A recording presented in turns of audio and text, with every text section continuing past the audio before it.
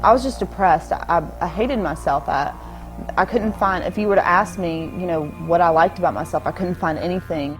Everything stopped working, and she became more and more distant, and it became harder and harder to reach her. I wasn't the same person at all. I was angry at everything. I was confused. I really needed help. I didn't see it, but I did.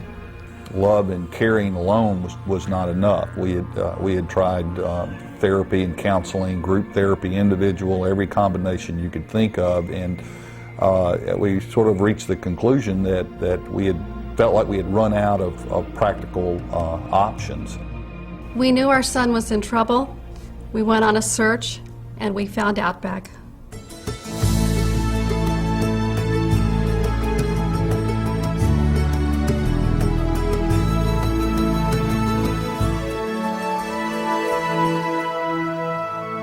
We started Outback with a vision in mind of bringing the best of what others had done in youth wilderness programs and combine that with the best of modern therapeutic techniques so that we could individualize treatment, customize treatment, and reach every young boy and girl that's been struggling.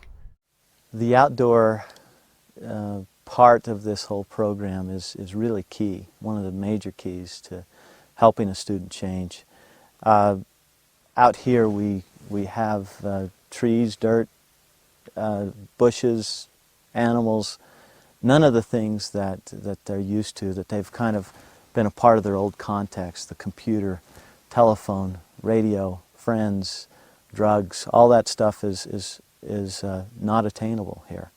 And so at the very surface level, all the things that kept them in the old cycles and the old behaviors are not here, and a lot of real I guess quiet kinds of things are here that allow them to quiet down and just really start to become introspective about their life. Especially in this day and age, I think there's so much noise and stuff and things that kids are feeling that are able to fill up every moment of their day. And I think to have just time and silence is a great thing. The wilderness doesn't punish or reward. Consequences come as a result of the child's choices. And that makes it very clear to them. My efforts are what dictate what's going to happen to me, because the wilderness isn't going to either punish me or reward me. It's up to me. The first couple of weeks were kind of hard, just like getting used to being where I was. And then I think I found myself focusing more on like what we were talking about with our therapists in counseling, and like thinking about myself and what I was doing. A lot of it was disbelief. Like, I can't be going here. Like, this isn't for me. Like, people who go to programs are ones with problems, and I don't have problems, which is definitely not the truth. Well, I mean, I didn't appreciate anything at home. I mean, at home you have all those materialistic things. That's what you can focus on. You don't have to deal with any of your issues inside because you have all these distractions. But when you're out in nature, there's nothing. All you have is yourself and really the people around you to support you. So when you have to deal with those issues and you're faced with those issues, then that's all you have is yourself. So it takes away all of those materialistic aspects. So the kind of the clutter of the world's gone, and it's just them and the staff and others who are really engaged in the reflective process. There's adversity out here that just comes with being out here. The elements themselves are therapeutic because they tend to make us find strengths in ourselves. They kind of become one with the earth, so to speak. They start to push themselves physically. They start to quiet down on the inside. And it just is a beautiful context, really, for someone to come to find themselves. Pretty much every day I learn something new about myself, and I've come to learn about who I am. And it makes it so easy without any distractions to just kind of sit and think and think and think, and just open your mind up to things that you might not have seen before. It's taught me a whole lot about myself. Like when we hike, you get a lot of time to yourself. You don't really talk too much because you're focused on the hike and you're focused on what's going on in your head. And you can get a lot of epiphanies and a lot of enlightenments during those hikes. One experience I've had out here is busting. That means just getting a coal, and you use a spindle and a top rock and a bow and a fireboard. And you just stick the spindle in the fireboard and put the top rock on top, and then just move the bow. And it's really hard. You have to work at it. You definitely cannot get it the first time you try.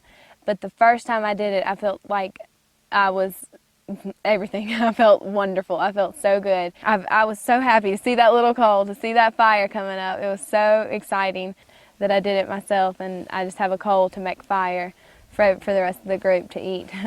I like a lot because a lot of it is based on Aboriginal and Native American traditions, and I think that a lot of those traditions that are, shown through the ceremonies, and it's pretty much just a big metaphor for life. At Outback, unlike a lot of other wilderness programs, we incorporate the making of primitive living skills items. And just like ancient cultures from all over the world for many years, that's where the lessons come from, that's where the metaphors come from, and that's one of the ways that we teach the kids out on the trail. This is a panpipe flute that I made. One of the girls that I worked with, she saw it and she wanted to make one. And as we were making them, she was getting really frustrated. And just one simple little thing, she's just like, oh, this reed isn't turning into the flute like I wanted it to, And just one little thing, I was able to just mention how, well, it takes time. You've seen yourself out here. What effort you've put into making yourself a different person, a better person. And, give the flute a little time to be a flute, to be something really cool. And she's just like, oh, true. Her first letter to me was very angry. Words like, my situation here. What do you think that you're doing? And by the second and third week, I was getting letters that said things like, I'm really starting to work on things now. And I'm starting to work on myself. And I know that I'm making progress now. As we would communicate through letters primarily and frequent open communication with our therapist, it was quite obvious that something was going on, and we began to see the air clearing, so to speak, the smoke clearing, really within a matter of a couple of weeks, and it just got progressively better. Being able to write, getting Dan's letters have been uplifting, and letting us know that he's okay, and us being able to write back and kind of reinforcing, hey, that sounds great, you're doing good, and keep up the hard work, and this is some of the stuff we've learned because we're reading the same books you are, and we're all in this together.